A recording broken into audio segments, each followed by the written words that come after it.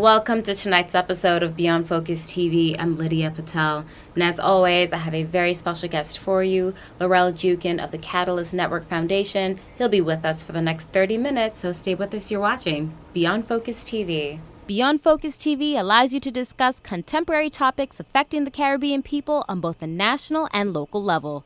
The show features informed guests who offer insight, debate, and evaluate various issues. Beyond Focus TV builds on the station's mission to provide useful information to the Caribbean people in New York and abroad. Beyond Focus TV, where our viewing audience can get educated, informed, and empowered. Welcome back. You're watching Beyond Focus TV. I'm Lydia Patel. And like I said, I have a very special guest for you, Mr. Laurel Djoukeng. Welcome to the program. I appreciate you guys for having me. Well, it's great to have you. We love people who are doing things in the community, movers and shakers. Thank you. And that's why you're here with us tonight. You're going to tell us a little bit about what you're doing in the Catalyst Network. But before we get into all that, who is Laurel Djoukeng? I want the story. Let's talk about you and who you are. Definitely. So, born and raised in Washington, D.C. So, my heritage is Cameroonian. So, both of my parents from Cameroon.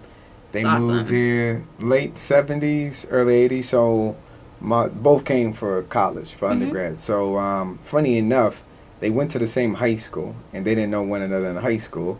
But then they both ended up moving to D.C. My aunt ended up paying for my mom she got accepted Georgetown, got to Georgetown, but couldn't afford it.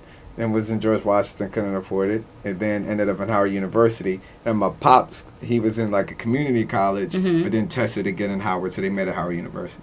So they met, so that's how I ended up being born and raised in D.C. And pretty much, I like playing sports, and I've always been kind of like, so I played basketball and soccer in high school, and then, just other sports, but not for like high school teens. But while I was in middle school and high school, I was always trying to find ways to like be enterprising, because I like autonomy and controlling my own destiny. So I would, shovel snow, mow lawn, do things of that nature. Funny enough, I've been paying taxes. I'm 32 now. I started working at 12, and you needed a worker's permit at 13. Yeah. But I was working at Domino's. The guy didn't see how old I was. He quickly signed off.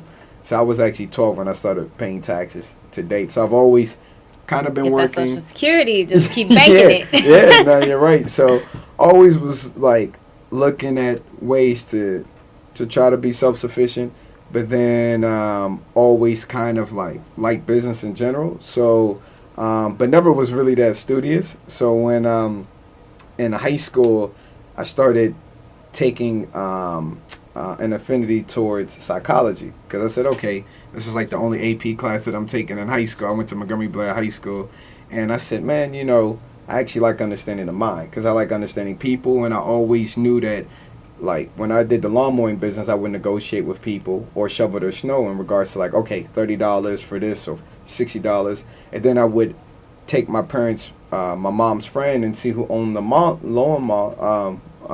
lawn mowing machine, and then like lease it, quote unquote, be like, oh, can I use it for this weekend, or can I buy it used? And then I would actually purchase a couple more, and then get some of my friends from the neighborhood to be like, look, come with me, we can do these jobs quicker. So I was always realizing, like, wow, I have to understand how people think in order to motivate them.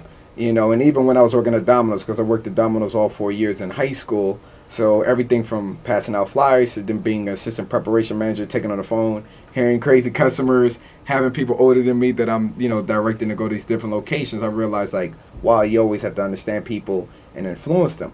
So psychology, I took an affinity towards that. So then when I was looking, funny enough, to apply to school, I knew I was going to, go to college, but I didn't have, any perspective in regards to, applying to school. But at that time, my assistant basketball coach, Wendell Hall, he said, what are you going to do after high school? I was like, I'm going to go to college. But I didn't apply to anywhere, anything of that nature. So then he got behind me. He went to Hampton University, ended up applying to Hampton and Howard. He was behind me the entire time, and then he made me go to, this on-site admissions thing in Columbia, Maryland, where you present all your information, and then they accept you on the spot. So Hampton accepted me on the spot. Howard did as well, but I didn't want to stay home.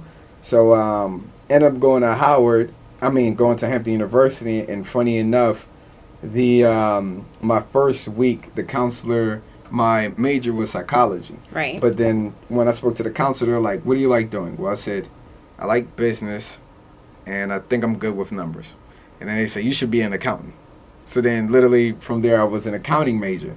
Okay. And then, so then when I... and kind of dry. Yeah, kind of dry. So the funny thing, the way my assistant basketball coach, Dr. Wendell Hall, got me into Hampton, and this is what I thought about with my nonprofit, understanding people and how to motivate them. He kept on saying, Hampton has the most beautiful woman in the whole world. So he knew, so I was like, okay, Hampton University, okay, beautiful woman. I'm definitely going to apply to this school. Checks that box. Checks that two boxes. Right? So, but when I got there, he didn't lie. I was like, wow, like Hampton University, the name precedes it, like the reputation. But when I got there, so our first year I'm staying at Harkness Hall, like 3 months in, we have this alum come. And at that time, he worked at Goldman Sachs. I didn't know anything about Wall Street. I probably never uttered the word stock market in my life. So he's like, Goldman Sachs. We're like, all right, so what do you do? And he's like, I talk to wealthy people. I do deals for a living. And I was like, you get paid to do deals? I'm like, huh?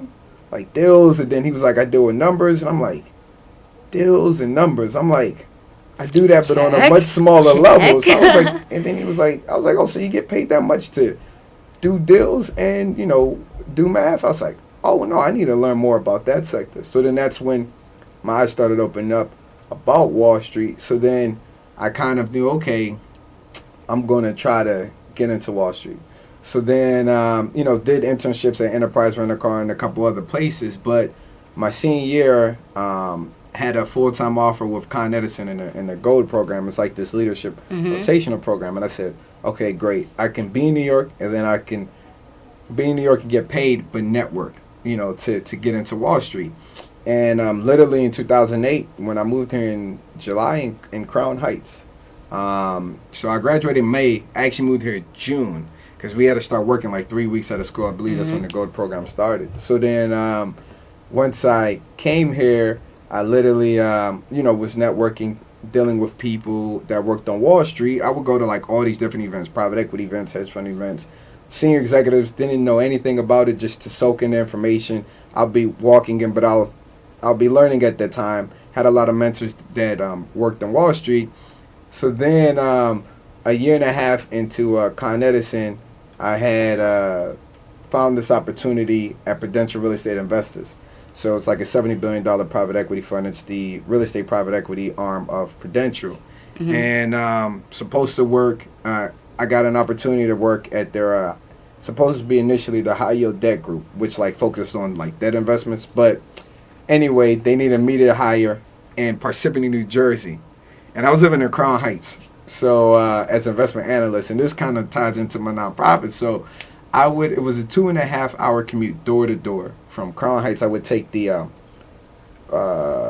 3 train to Penn Station. From Penn Station, I'd take the New Jersey Transit to either Morristown or Morris Plains, and then I'd take a bus to Parsippany. It was called, I forget exactly the street address. So it'll be 2.5 hours door to door, right? So for 9 a.m., you're leaving home by 6:30. Yeah, I'm leaving actually Brooklyn. I'm leaving my place at like 6 a.m. every day, sometimes 5:30. Because if you miss, then the lag can be an hour where you wait for the next bus. So funny enough, every time I'm coming home, this one gentleman, I call him Q Dog. He lived on Prospect Place between Rochester and Buffalo. He owned the building right next to the bodega, and he said I would see him every day. You know what? Hold that thought. Okay. We're going to take a quick break. We'll be right back. You're watching Beyond Focus TV. Stay with us.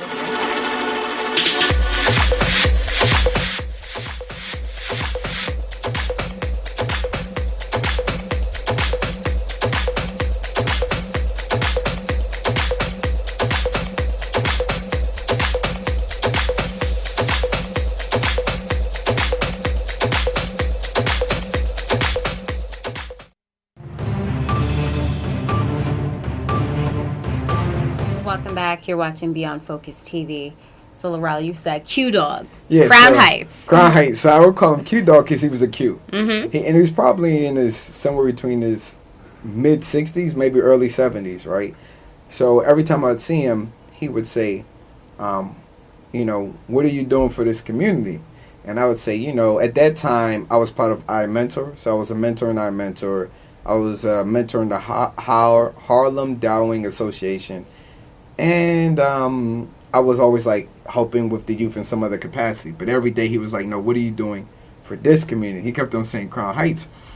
So one day I said, Q Dog, I said, what do you want me to do? He said, go to Community Board 8 and tell him I sent you. So Community Board 8 was right around the corner. So I lived between Rochester and Buffalo in front of what used to be St. Mary's Hospital, I believe. I think that's where Biggie was born as well. That's what people told me. So I walked to Community Board 8, and then I said, this gentleman around the corner told me to come here, and I want to help out in the community. And they say, go to the Community Board 8 meeting. Will be like 2 Tuesdays from now. Will be at the Brooklyn Children's Museum.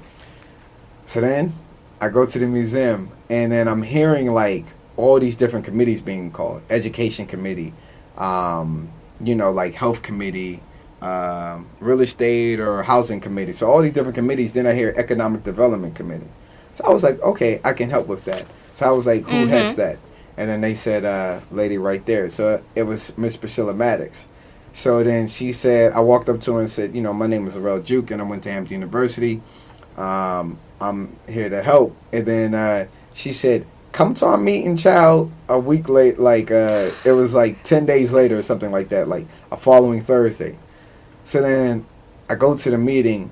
All I'm hearing the entire time is liquor license. It's like liquor license, liquor license. I'm like, wow, that's what the Economic Development Committee does. It's pretty much what I mean by liquor license. It's like it'll be a small business maybe on Nostrand Avenue or Kingston, and they're new, and then they're trying to like get their liquor license. Now, community boards don't have like sanction among that, but you kind of want their approval.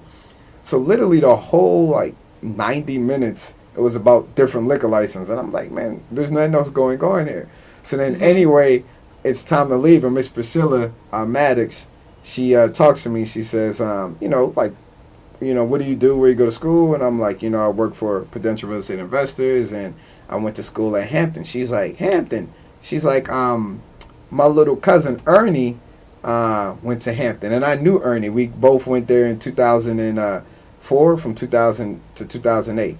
And I said, wow, it's a small world. So then I said, okay, we started talking a little bit. And then I was like, okay, I'm going to head back to my place. She says, no, I'll give you a ride. So, the Brooklyn Children's, it wasn't held at the Brooklyn Children's Museum, but somewhere in Crown Heights. She gives me a ride. We get in front of my place. We start talking for like 2 hours. Literally in front of my place. It's like from 8 to 10 p.m. And then, at that time, I think 50 Cent had did like a vitamin water deal, and that's when he sold his stake and reportedly made like $400 million. And then I was just talking about like just business and different investments, and people from New York City that are transitioning into like venture capital, private equity, things of that nature. And then she said, how do we get more people to be like Jay-Z and 50 Cent? I said, I don't know. I was like, I'm nowhere near that level first. I can't tell you how to be them, but I said, it takes, providing guidance to the youth and, inroads and mentorship and access. And then she said, okay, why don't you fix that? And I said, I don't know what you're talking about, right? So then I get out the car, I walk in. Now, mind you, Miss Priscilla, when I met her, she probably was 88 or 87. But her mind was sharp. Like, she was 60 years old.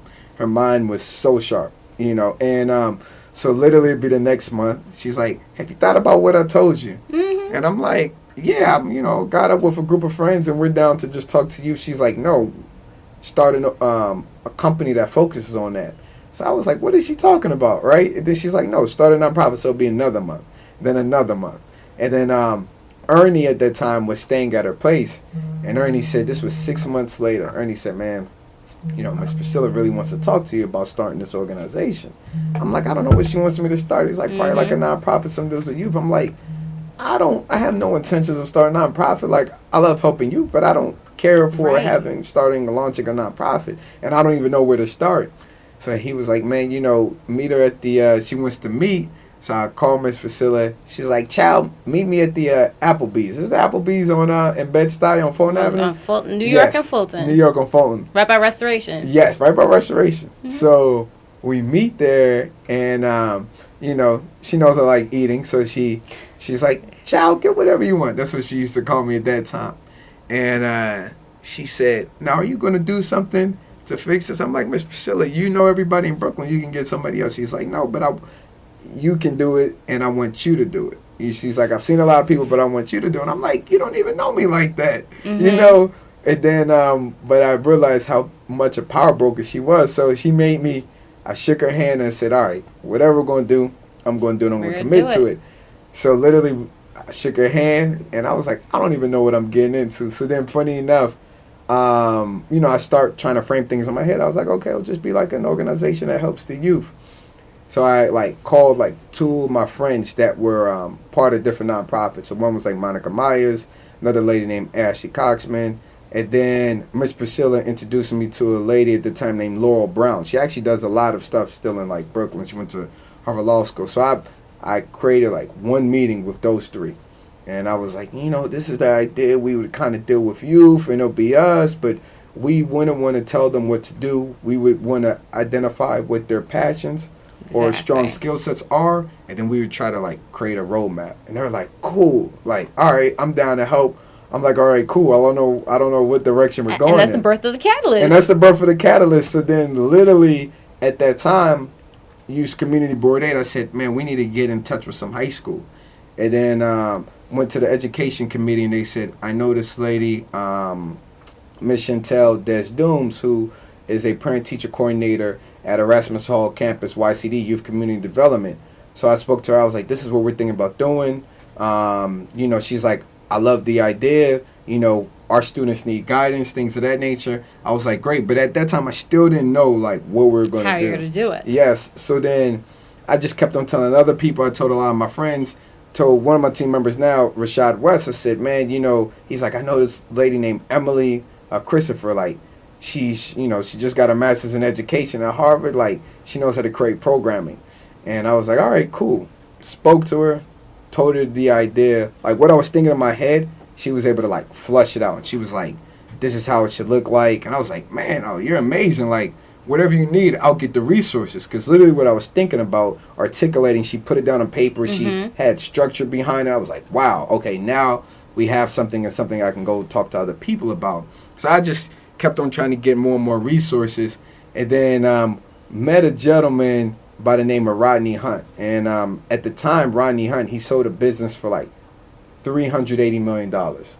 And when I met him, I told him the idea of Catalyst, and Miss Priscilla was with me. And we met in New York, and or might have met in D.C. first. Hold that thought. Yeah. We'll take a quick break. We'll be right back. You're watching Beyond Focus TV. Stay with us.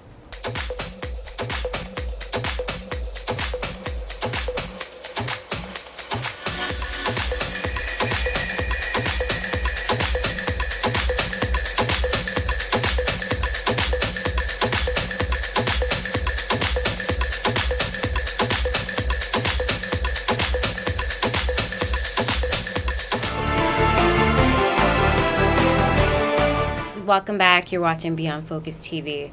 So yes, you met some great people. Yes.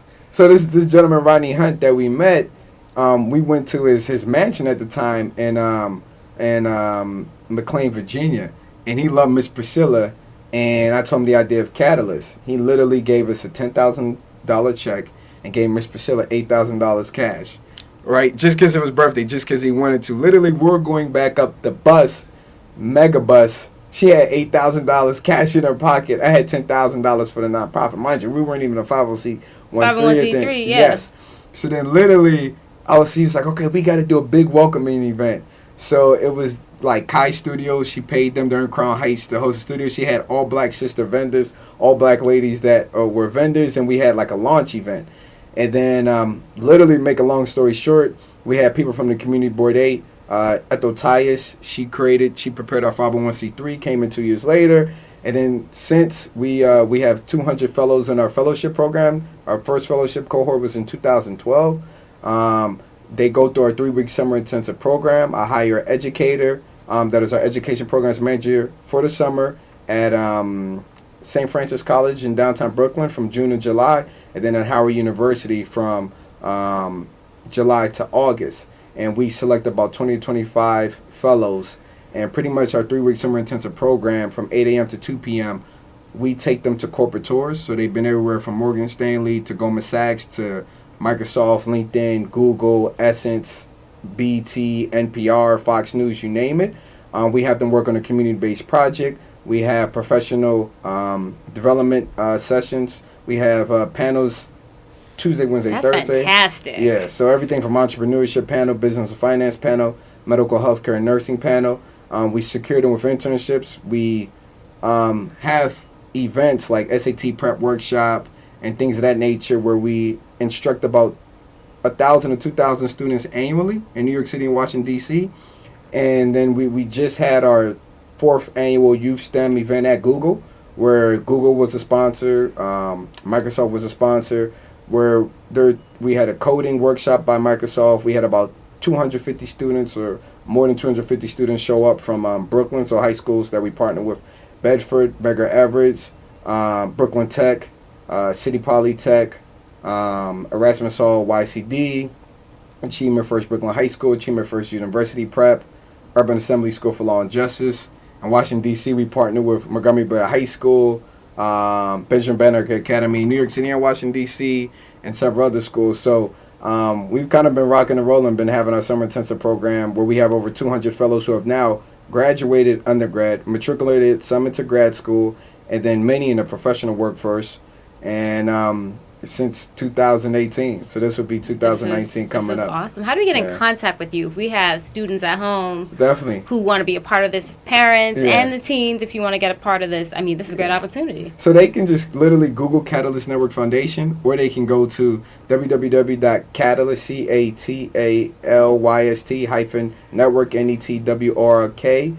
-network.org or info@catalyst-network.org. So if you just Google us, we have like over 30 YouTube videos or 20. And then we have our, Instagram, our regular website, and things of that nature. So they can reach us there. And my contact information is on there as well if you go in the team section. Absolutely. I mean, this is just a wealth of information, so that's great. And I know you've been working on some other things. Why don't you share that? So I'm currently pursuing my MBA program at Duke University, the Fuqua School of Business, and I'm part of the entrepreneurship program. So just finished my first year. I'm graduating in 2020.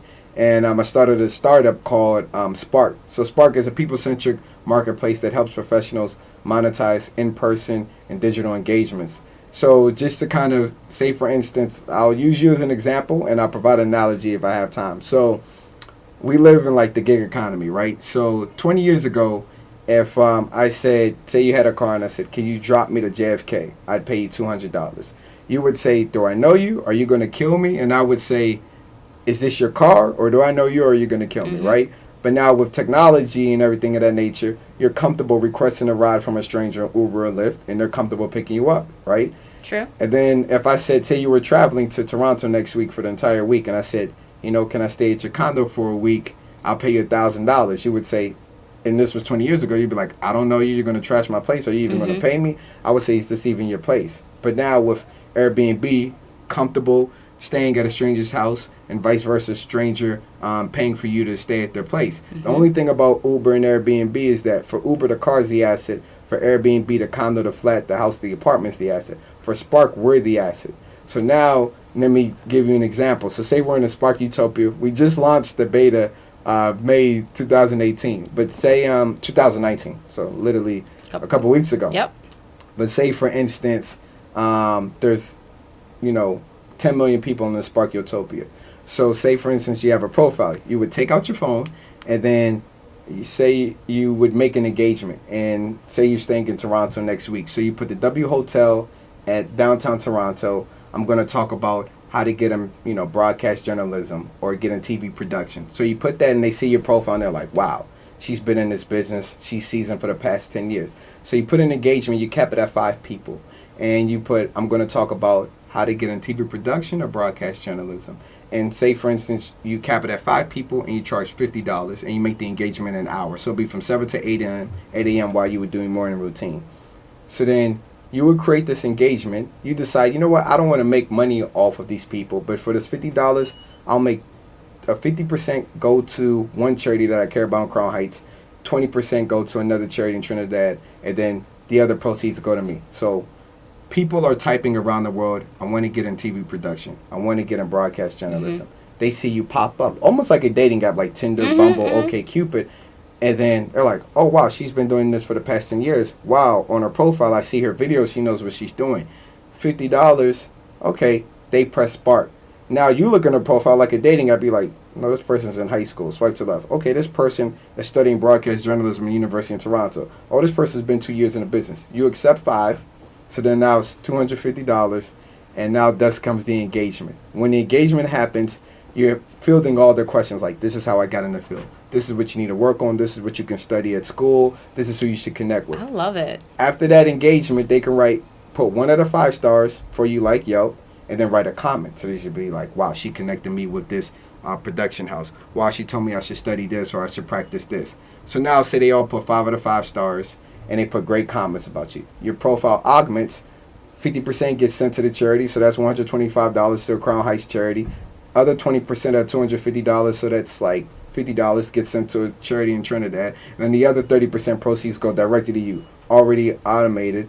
And that's kind of the idea of it, to show that there's pretty much in the gig economy, there's 1,000 things about you that are of value to somebody else, right? Well, I love that. And we're going to have you come back to do a back. whole episode on this, because Yes. this is super cool, and I definitely want to have you back for that. But Laurel, thank you so much. It's been an amazing episode having you, and you're so informative, and we're looking forward to having you back. Appreciate you guys having me. Absolutely. And as always, if you have any questions or comments, you can send us an email at info@beyondfocusmedia.com. I'm your host, Lydia Patel. Thank you so much for joining us, and we'll be back again next week. Same time, same place you're watching. Beyond Focus TV. Stay with us. Beyond Focus TV show wants and needs your feedback. Did we blunder? Please let us know so we can improve. Was the show helpful to you? Drop us a note so we can share the success with our staff members. Is there something you think we could do better? We welcome new ideas and new approaches to old ideas. Do you have a great suggestion? Let us know and we'll work on it. If you would like to share your comments anonymously, please send us an email at info@beyondfocusmedia.com. If you want to get in touch with the executive producer directly, send him an email at jean@beyondfocusmedia.com. We really look forward to hearing from you. We really look forward to hearing from you.